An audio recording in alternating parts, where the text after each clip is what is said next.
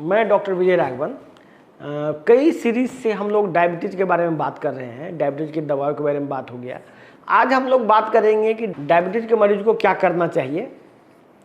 Diabetes होने की मुख्य वजह क्या है कि लोग बहुत दिनों से, बहुत वर्षों से ये बात लोगों के दिमाग में बैठा रहा है कि शुगर बढ़ने से डायबिटीज़ होता है, शुगर इंसुलिन से होता है, इंसुलिन रिलेटेड है।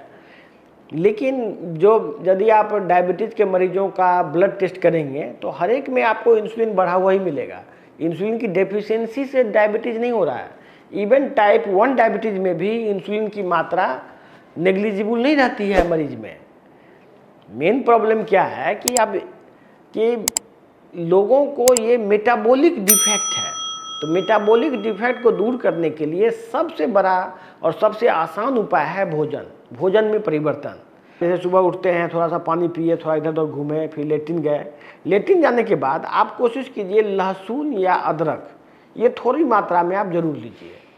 आप जो भी काम करते हैं काम कीजिए। और इसके बाद नाश्ता में आपको मॉर्निंग में फल खाना है। फल में कोई भी फल, जैसे गाजर, मूली, खीरा, टमाटर, कोई भी चीज़ जो भी आपको सीजनल मिलता है या कुछ एक्सेप्शनल मिलता है तो वो खाइए। केला भी खा सकते हैं, आम भी खा सकते हैं, कुछ भी खा सकते हैं। इसके पीछे प्रिंसिपल ये है कि मॉर्निंग के समय में जब पेट खाली रहता है तो उस समय जो आप खाते हैं वो एब्जॉर्ब होता है बॉडी में। वो जो एब्जॉर्ब होगा, यदि उस समय पौष्टिक चीज़ खाएंगे तो आपको पौष्टिकता आपको मिलेगी। और फिर दोपहर में, रात में आप कुछ भी खाइए। जैसे दोपहर में आप कोई जो भी खाना खाते हैं घर में, तो उसमें भी कुछ चेंजेस लाने का कोशिश कीजिए। जैसे कि आप हाइब्रिड, समझिए हाइब्रिड सामान जो मिलता है, जैसे चिकन जो आप देखते हैं हाइब्रिड है, दूध हाइब्रिड है, गेहूं हाइब्रिड है। इसके बाद आप जो रिफाइंड तेल देखते हैं, जो भी रिफाइंड तेल वगैरह आप जैसे कि सोयाबीन वगैरह का तेल देखते हैं, वो भी हाइब्रिड है। तो हाइब्रिड से बचें। सरसों का तेल ठीक है, हो सकता है कुछ दिन बाद सरसों भी हाइब्रिड हो जाए। तो जब हाइब्रिड सरसों भी हो जाएगा तो फिर सरसों को भी छोड़ना पड़ेगा आपको। अभी सरसों हाइब्रिड नहीं हुआ है तो सरसों का तेल इस्तेमाल आप कर सकते हैं। नारियल शायद कभी भी हाइब्रिड नहीं होगा, जैसा कि अंदाज़ा है कि नारियल का हाइब्रिड अभी तक नहीं निकला है। तो नारियल सब दिन हाइब्रिड कभी हाइब्रिड नहीं होगा, तो वो खा सकते हैं। तो हाइब्रिड और जेनेटिकली मॉडिफाइड जो फूड होता है वो डायबिटीज़ का मेजर काउज है। हम अपने पिछले वीडियो में बता चुके हैं कि जेनेटिकली मॉडिफाइड प्रोटीन खास करके बहुत ही डेंजरस होता है बॉडी के लिए और इम्यूनिटी सिस्टम को बहुत ही वीक कर देता है।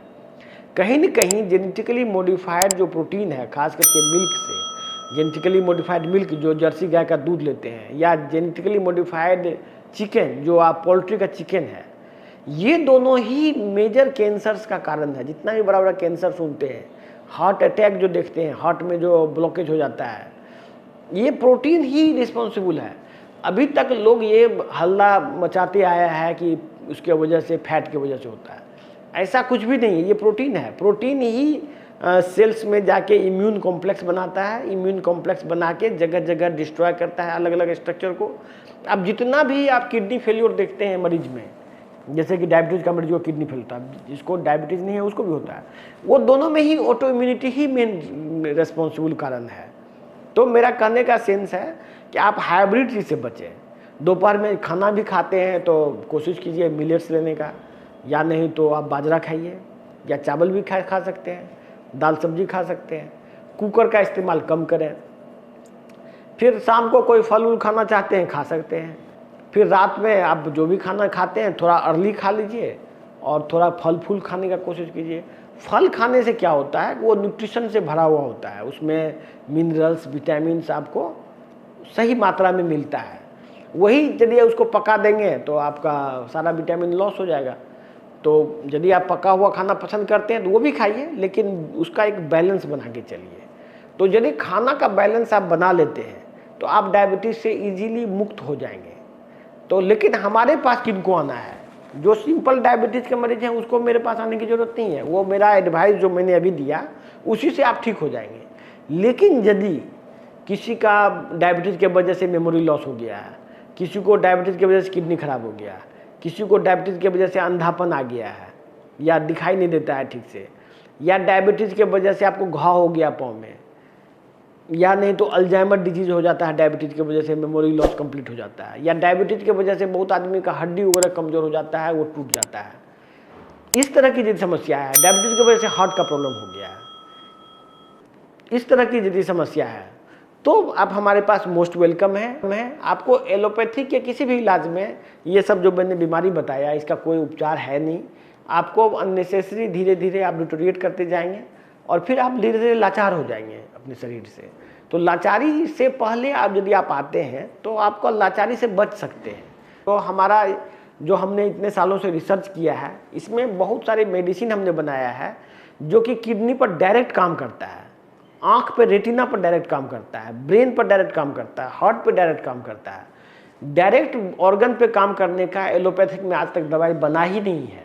तो आपको मोस्ट वेलकम है। और अभी निराशा का समय चला गया, अब ये सभी बीमारी जो पहले लाइलाज था वो सब ठीक हो रहा है।